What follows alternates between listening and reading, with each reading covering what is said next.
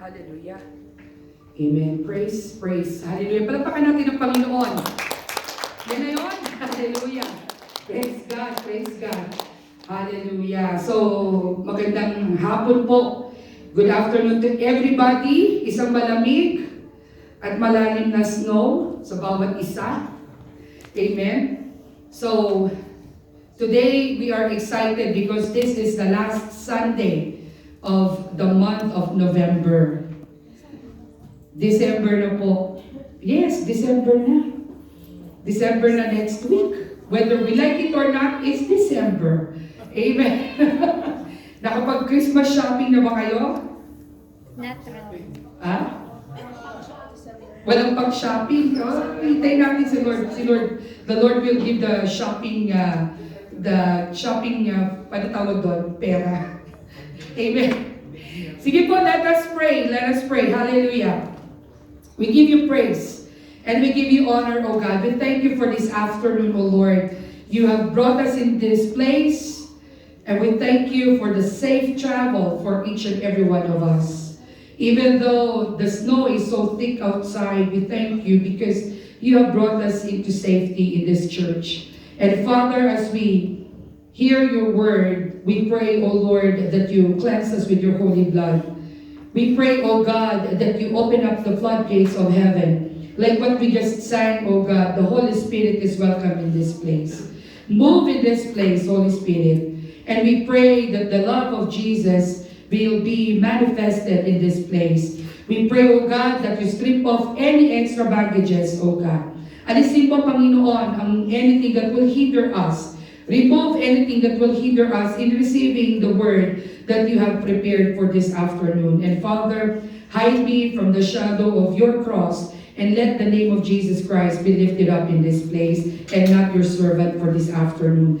Nawa ang bawat isa ay makita, Panginoon, at maranasan ang kabutihan mo, ang iyong kapangyarihan, O Diyos, at ang hindi ang inyong lingkod. Dalangin namin, O Lord, even the people who are unable to come here and join us in person, we pray that the people na nasa kanilang tahanan, O Lord, nasa kanilang mga trabaho, we pray that in Jesus' name, you also touch their hearts. And we pray that you give us all the wisdom that we need. We thank you and speak to us, O God, rebuke us and teach us for your glory in Jesus' name. Amen. Isa pong malakas na palakpak para sa Panginoon. Hallelujah. Amen. So today po we are on the last Sunday, like what I said. It is the Mission Sunday. And based po dun sa aming napag-usapan ng head-to-head ni Ate Joy, today is about the flexibility of the mission platform, something like that. Pero the Lord has already talked to me 2 weeks ago pa, last Sunday, sabi ko na kila Ate Joy, Ate Joan, sabi ko, the teaching will be about this.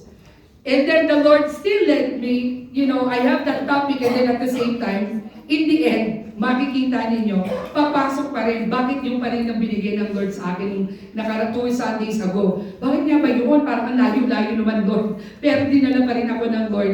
The Lord was the one who guided me. The Holy Spirit has guided me and opened my heart and my mind on how to deal with it. Alam naman po natin lahat, si Ate Joy, myself, we have not been in any theology classes. Classes lang. Classes lang po. But God is so good because our church is giving us the privilege, through the Lord's mercy and grace to use those people who wanted to be used. Amen? So alam ko ang core leaders gagamitin din ng Panginoon to spread the gospel. Amen? Amen.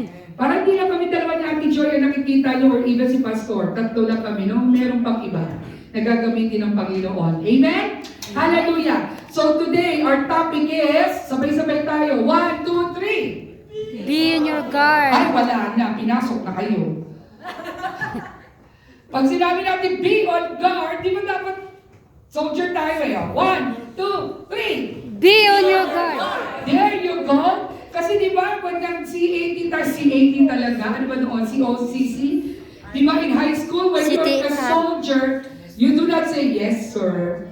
You do not say that. Pag ano kaya sabihin natin, let's go, let's fight. Hindi naman pwedeng let's go, let's fight. No. When we are in the spiritual battlefield, dapat sumisigaw tayo, be on your guard. 1, 2, 3. Be on your guard. Yes, that's been the conviction, ha? Sabihin mo yun sa katabi mo, be on your guard. Sino bang ini-expect nilang mag-i-snow ng marami ngayon? Wala. Tama ba? We didn't know that there would be a lot of snow today. But the Lord said, be on your guard. Amen. So alam na natin ang topic, John 10:10. Sabay-sabay natin babasahin para lahat tayo gising. Kasi it's very important that we are awake. John 10:10 from New Living Translation. Nakikita naman po ninyo yata. Nakikita niyo po ba? Yes. Amen. So, 1, 2, 3. The thief's purpose is to steal and kill and destroy. My purpose is to give them a rich and satisfying life. To God be the glory. Hallelujah. Minsan pa, lahat tayo magbabasa. Ready? Yes. John 10:10. 1, 2, 3. The thief's purpose is to steal and kill and destroy. My purpose is to give them a rich and satisfying life. Who has a satisfying life right now? Amen. May utang ka, satisfied ka rin sa buhay mo. May asawa ka, satisfied ka sa asawa mo. Tama? Amen. Hindi mo na pang-asawa si Piolo Pascual, okay lang. Di ba? Gwapo pa rin naman ang asawa mo sa paningin mo. Satisfied ka. Amen? That is the satisfying life. Amen. Hallelujah. This morning po, I want to bring out our imagination. Mag-i-imagine tayo. Total, mahilig naman tayo mag-imagine. Do you always imagine? Yes. Di ba, we imagine ourselves, what if I am rich? No, we are driving this. We have a big mansion. Di ba, we imagine. Today, we are going to imagine. Amen. So, imagine, meron akong sa slide ko. Imagine this rice field. Punta tayo Pilipinas. Uwi tayo Pilipinas. Imbitaw ka Ate Grace. In the Philippines, rice field. It is a very healthy rice field. So what is the color? Green. Green. Ayan o, bakit kaya may dilaw? Kasi ganyan yung bunga niya, tama ba ko? Yan yung mga palay, no? That's a rice field. So, to the Gen Z, that's the rice field in the Philippines, if you're not aware. Yeah, I know Isa. Oh, yeah. What we have here is a canola, right? And it's yellow. So, the reason why they are brownish yellow, because those are the grains. So, do not waste your rice. This is very important. Yep. Right? Magtanim ay bibiro. It's not a joke to, to plant For rice. the farmers. Now, this is a healthy rice field. Right? What if there is a typhoon, just like what they just suffered? Typhoon, this is how it looks like. What happened to the rice field? All the plants were already laying down. They're flat. And they are useless. Wala nang pakinabang. Diba? Kita nyo? Because of the storm, because of the typhoon, the plantation was already dead. They're all useless. So of course, the farmers are very sad about it. Amen? They are totally depressed because they put their hard labor in that rice field. Amen. Now, for all of us, I want us now to think about our lives. Think about your life. Amen? Let us imagine, now that we are in this church, look around you, there are some empty chairs. Amen? There are some empty chairs. And I want us to think about the people, like that rice field kanina. No, balik natin Ate Jean yung yan. Let's think about these people. Let's imagine that this rice field are the souls. Souls. Kaluluwa. Mga kaluluwa siya. We do not know them. Who are they? I don't know. Could be your friends, it could be our families, it could be our co-workers, our classmates, our buddies, I don't know. But this is the plantation of souls, and they are ready to be harvested. Amen? Amen. In John 10:10, we just mentioned that the thief, ang magnanakaw, came to this world to steal, kill, and destroy. So imagine ninyo, harvest of souls are ready, but few workers. We need workers. Because once that the thief comes, it can steal, it can kill, and destroy. Just like the typhoon. Kasi yung typhoon, hindi naman natin alam kailan maglaland. Hindi natin alam kung gaano ka-strong, although they are being detected, but still, the same thing like a thief, we do not know when the thief is coming. Meron po bang nakabilitaan kayong magnanakaw na sabi magnanakaw ako mamayang gabi sa bahay mo? Meron po bang gano'n? Di ba wala? There is no thief who will be asking permission. Oh, make sure that your doors are not locked, ha? Because I'm gonna show up in your house. Amen? No thief is like that. But we have to be ready. So let us think about these things, about the scenario. So Christians, believers of Jesus Christ, this another imagination that we need to think of. Ito, Kristiyano na. Why is it most Christians or many Christians still drift away from the Lord? Because they were not prepared. They were not ready for that thief. So what happened is they turned their backs away from the Lord. Nawawala sila.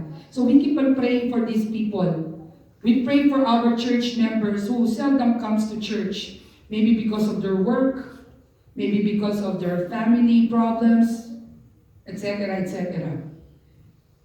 Now today, I want us to prompt ourselves that the more closer that we draw to God, the more that the enemy or the thief will try to snatch you away.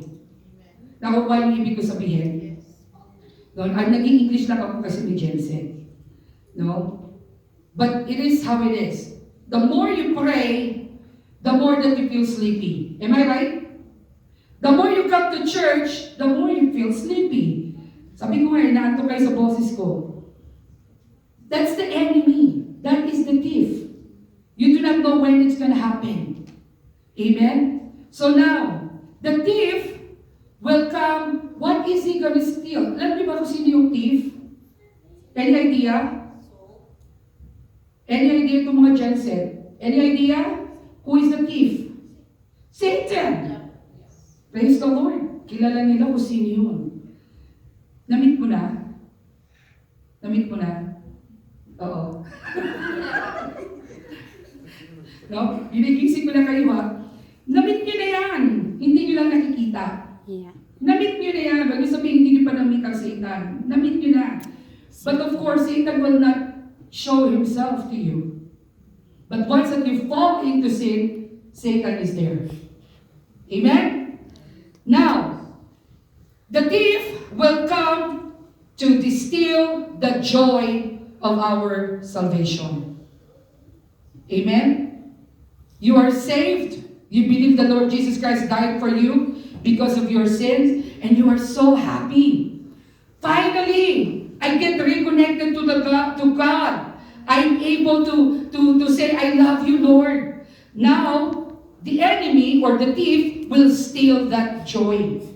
You are not going to be very happy anymore with your salvation. Second, it will kill our faith in God. Pwede pala yun? Yes. When we are not prepared, the enemy, the thief, can kill you. It can kill your faith, not physically, but spiritually. It will kill your faith in God. This is the reason why we doubt, di ba?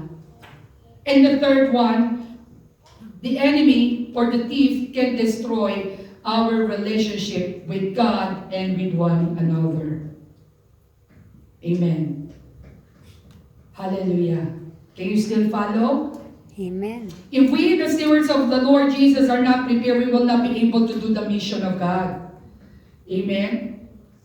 Kapag tayo po, hindi tayo handa, tayo mismo unang-una kasi titirahin ng kalaban.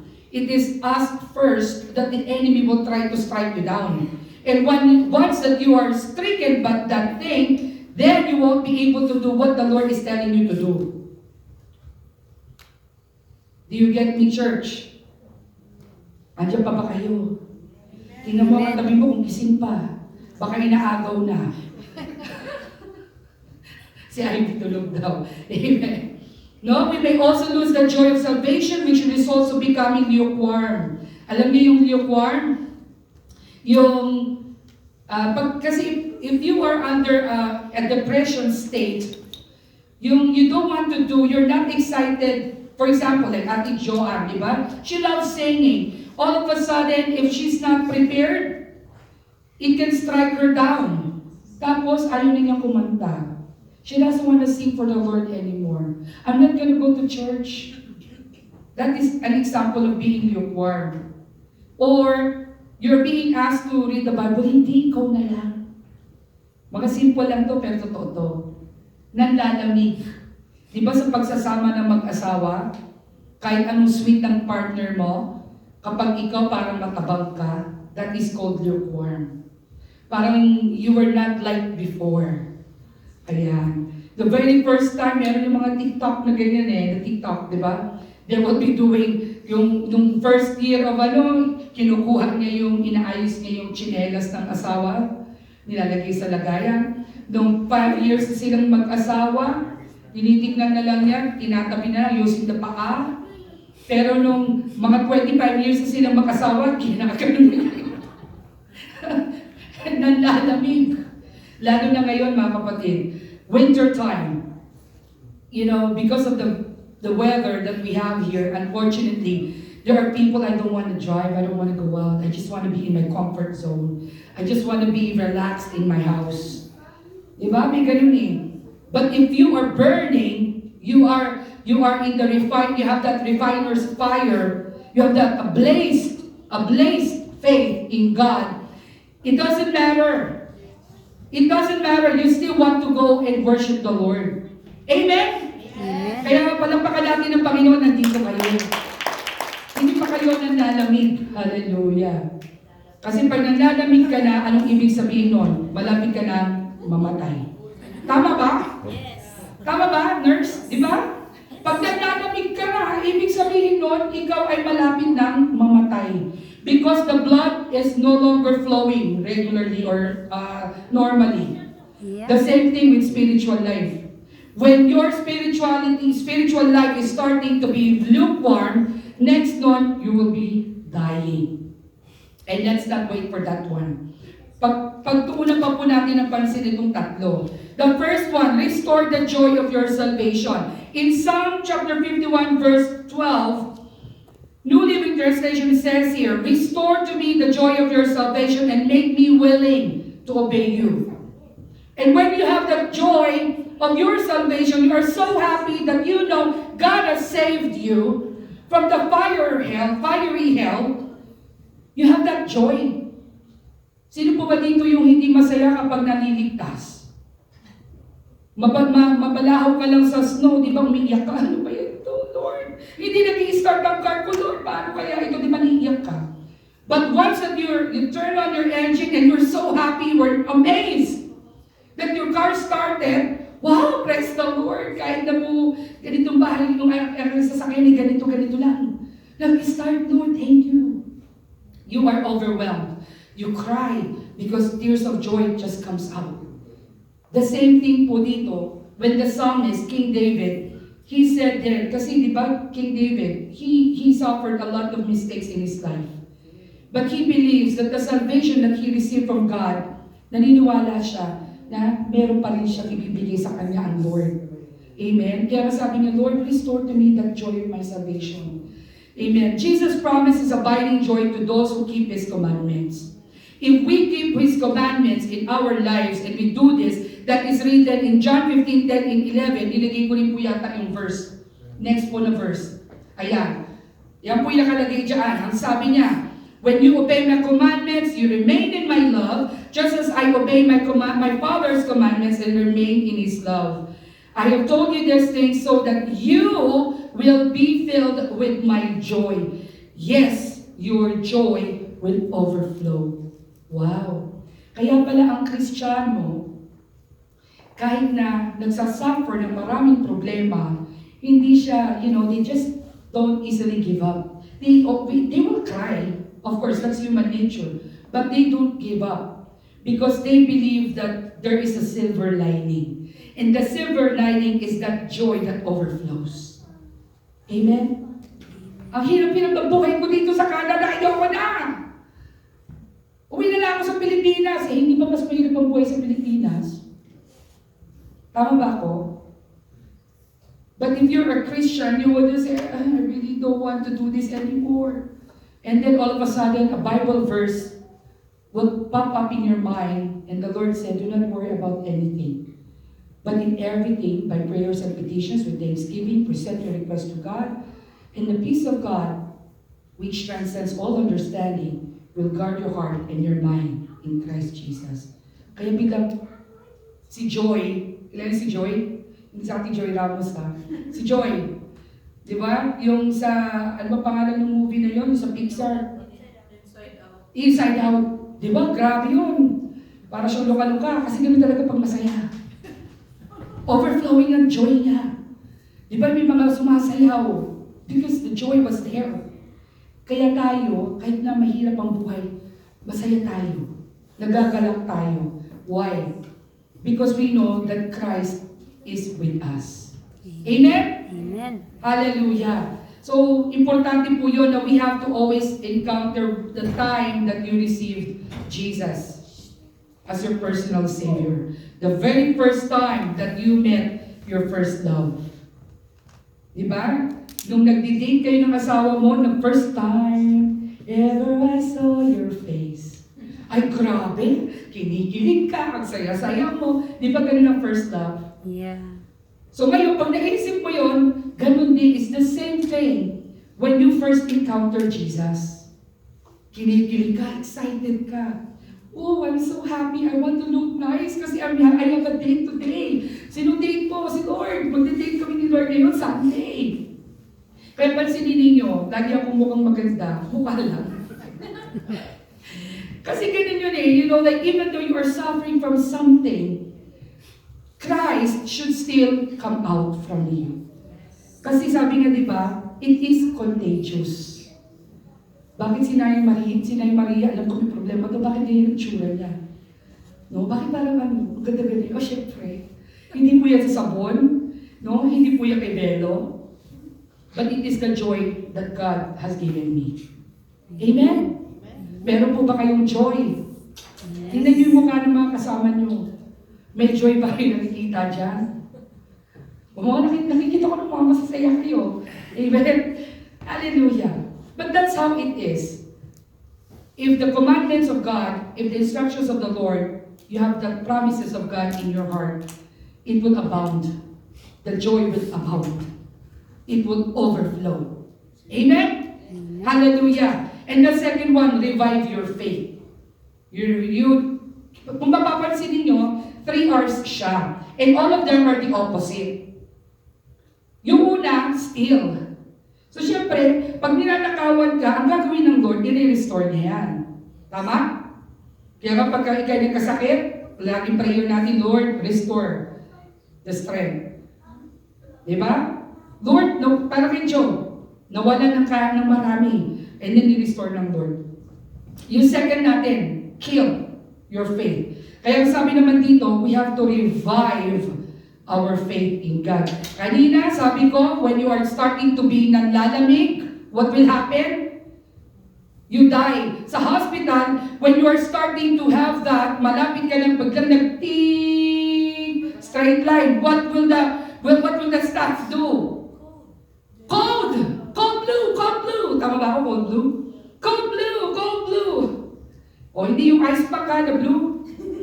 Code blue, AED. Di ba? Yung yun na yun. Kalimutan ko yung meaning to Lord. Defibrillation. Ano po yun, ate? Defibrillation. Defibrillation. Nabubulol ako. Pero yun yun, AED. Biglang, di ba? Clear! They revive you. Because God loves you. If your faith is dying, the Lord will still try to revive you. If you are willing. Amen? Psalm 80:18. Then we will never abandon you again. Revive us so we can call on your name once more. Take note of that term. Once more. Ibig sabihin, even though we make mistakes, even though we make, we do or commit sin, we fall into sin, God is faithful and just to forgive us. Amen? Kahit anong pagkakamali ang gawin po natin, kung talagang bukal sa puso natin ang paghingi ng tawad sa Lord, the Lord will forgive us. He is just to forgive us. Amen? So, if you want revival, hallelujah, the Lord will be the one to give it to you. Siya magbibigay ng CPR sa iyo. He will be the one to revive your faith. So who needs revival in this place? Amen. Amen. All of us needs revival. Aminin natin ito. There are times that when you come in the church, you will say, ito na naman, sila lang uli. Kami lang uli. There are times that you feel sad. You feel sad. And then you know what? It is so hard. Like kapag ako at saka si Ate John, tinitingnan namin ang mga facial reaction ng bawat isa. I can see if you're already starting to get bored because it is part of being a preacher. And then, ang impact nun, nandun po sa preacher. But the Lord said, don't worry, I will revive you. Kaya every Sunday, masaya ulit ako. Excited ako pag kayo mga alaga ko, mag-church ka. Oh, maraming snow. Okay lang. No? Ngayon pa, 4x4 na yung dinadrive ko. Dati nga 2-wheel drive lang yung dinadrive ko. Nag-church pa rin ako eh. Di ba? What more na ngayon, kaya mo nang i-drive yun. Lahat ng gulong umaandar. Amen? Pero kung minsan, unfortunately, nag-break lang kayo ng boyfriend mo, ayaw mo nang umatin. Ang lungkot, di ba? Dahil lang doon, hindi ba dapat mas lalo mo nga umatin? Balay mo, nung pag-attend mo yun, na yung forever mo, nandun pala. Di ba? Ganun yun eh. But that is how how it is. It is not us who will revive our faith. It is God who can revive us. So, those who are dead, sabi niya, spiritually, we can experience the same thing. Once a believer turns away from the Lord, not wanting to go to church, does not pray, and believe in the power of the Lord Jesus, then that person is dead. So remember, God is the only one who can revive us. Hallelujah. Importante po na talagang we surrender our lives to the Lord. Amen? So, tanungin mo yung katabi mo ngayon. Ginigising ko lang naman po kayo, kaya lagi ko kayo pinapatanong sa katabi. Yung mga walang katabi, tingnan nyo yung mga malalayong katabing kapitbahay, sabihin nyo, nalalamig ka ba? Di ba? The Lord will revive you. The Lord will revive you. If you feel cold in your faith, you sometimes forget to pray anymore, it's okay. The Lord knows your heart. The Lord knows what you are going through. And it is only the Lord who can revive you. Amen? And I believe, and I've been saying this over and over, this church needs a revival. What do you think? I think this church needs a revival. Sabi ko nga po, nililiwak ako ng kaunti ha, medyo, nililiwak ako ng kaunti, gaganon ako ng kaunti. Nilihis ng kaunti, liliko. Remember that story I told you about the pastor saying like, what is going on in my church? I think my church is dying. So what he did, he went to the funeral home. He bought a coffin. So Sunday came, the members were so startled. They were shocked. Who died? Sinong namatay? So, The pastor said, okay, let us pray. Afterwards, we are going to line up, and then I want you to say goodbye to, to the one in this coffin, to your what do you call this, to your brother or your sister. So, pila sila. So they were surrounded, and then they were on a line up, and then every time that they look at the coffin, they cry. And then somebody next looking at the coffin again. And then the people behind at the very end of the line was wondering, why are they crying? Why are they crying? Who died? So once again, so ngayon ang Ate Maria, ako yung huli kunwari na pumunta doon. Hindi totoo to kwento lang to. So, I looked inside the coffin. I started crying. Do you want to know who is in the coffin? Do you want to know? Yes. Ito lang gusto Gusto niyo malaman, di ba sa inyo ko na nakukwento? Yes. Do you want to know? Amen. In the coffin, there is a mirror. So every time they looked at it, they see themselves. That's why they cry. Because that church needs a revival. They realized that, I am dying. I am dying. Hallelujah. So at that very moment, the church decided to be revived by the Lord. Amen? So wag na po natin hintayin na bumili pa si Pastor Primo ng coffin dito. No? But we have to keep on praying for one another. Pray for one another. Let us not stop. Let us not give up. No? In praying for one another. Hallelujah. Kaya po it's very important that we have to ask the Lord, revive our church. Meron yung kanta, gusto ko yun eh. There's gonna be a revival